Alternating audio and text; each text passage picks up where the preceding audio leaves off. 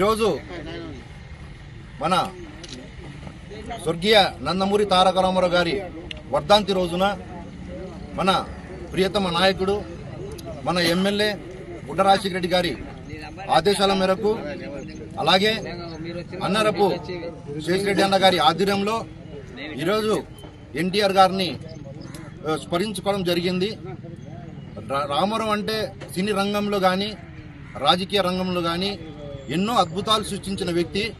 సినీ రంగంలో అయితే ఒక కృష్ణుడి వేషం వేయాలన్నా, ఒక రాముడు వేషం వేయాలన్నా, తర్వాత ఒక అర్జునుడు వేషం వేయాలన్నా ఆయనకే ఘనత దక్కుతుంది.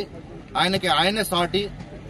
ఆయన అలాంటి సిచ్యువేషన్లో నెంబర్ 1 పొజిషన్లో ఉండి కూడా సినీ రంగంలో పేదల కోసము ఏదో ఒకటి మనము వాళ్లకు సాయం చేయాలి అని లైవ్లో చూసి పేదవాళ్ళు ఇబ్బంది పడుతున్నది చూసినాక ఇది సినీ రంగంలో ఉంటే వాళ్లకు మనం సేవ చేయాలనే ఉద్దేశంతో రాజకీయ రంగ ప్రవేశం చేసి 1982లో తెలుగుదేశం పార్టీ ఏ రోజైతే మహానుభావుడు స్థాపించినాడో గాని అద్భుతంగా ఒక 9 నెలలకే పార్టీ తెలుగుదేశం పార్టీ అంటే అద్భుతంగా ఒక సృష్టించి రాజకీయం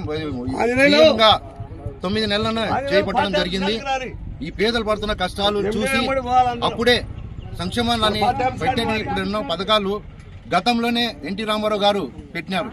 పెన్షన్స్ అయితేనేమి, మన ఎన్టీఆర్ గృహాలు అయితేనేమి, పేదవాళ్ళు కుటుంబంలో పండుకోకూడదనే ఉద్దేశంతో బిల్డింగ్లు ఇచ్చిన ఘనత కూడా మన రామారావు గారిది. అలాంటి ఎన్నో సంక్షేమ పథకాలు తెచ్చిన ఘనత మన స్వర్గీయ నందమూరి తారక రామారావు గారు.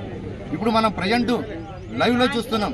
ఇప్పుడైతే మన తెలుగంగ రిజర్వాయర్ ఆ రోజు ఆయన స్థాపించినదే ఈ రిజర్వాయర్. గతంలో మనకు వెలుగోడులో నీళ్లు లేక పంటలు రాక ఎన్నో అవస్థలు పడినాం. దీనికి మన కీర్తిశేషులు గుడ్డ వెంగళరెడ్డి గారు మన ఏరియాలో నీళ్ల కరువు చాలా ప్రాంతం, మన నీళ్ల కరువు, మన రాయలసీమ చాలా నీళ్లతో చాలా ఇబ్బందులు పడిన ఒక ప్రాంతం మనది. మన వెలుగోడు మన శ్రీశైలం నియోజకవర్గం అయితే ఇంకా కొంచెం ఇబ్బందులు, ఆత్మూరు కానీ వెల్లోడు కానీ నీళ్లు లేక చాలా మంది ఇబ్బంది పడేవాడం. గతంలో నీళ్లు లేక హోటల్లో కాడిపోతే గ్లాస్ నీళ్లు అడిగినా కూడా టీ తాగితే గానీ నీళ్లు ఇచ్చే రోజులు కూడా ఉన్నాయి గతంలో. అలాంటి సిచ్యువేషన్ లో మన కీర్తిశేషులు గుడ్డ వెంగళరెడ్డి గారు కాదుకూడదు మన నియోజకవర్గానికి ఖచ్చితంగా ఇది ప్రాజెక్టు ఎక్కడో స్థాపించేది కాదుకూడదని పట్టి ఖచ్చితంగా ఇయ్యాల్సిందే అని చెప్పేసి నిలబెట్టి ఈ రోజు రిజర్వేరు తేవడం జరిగింది. ఆ ఘనత కూడా మన గుడ్డ వెంగళరెడ్డి గారికి దక్కుతుంది. అలా ఎన్నో మంచి మంచి పథకాలు తెచ్చిన పార్టీ ఏదైనా ఉంది అంటే తెలుగుదేశం పార్టీ.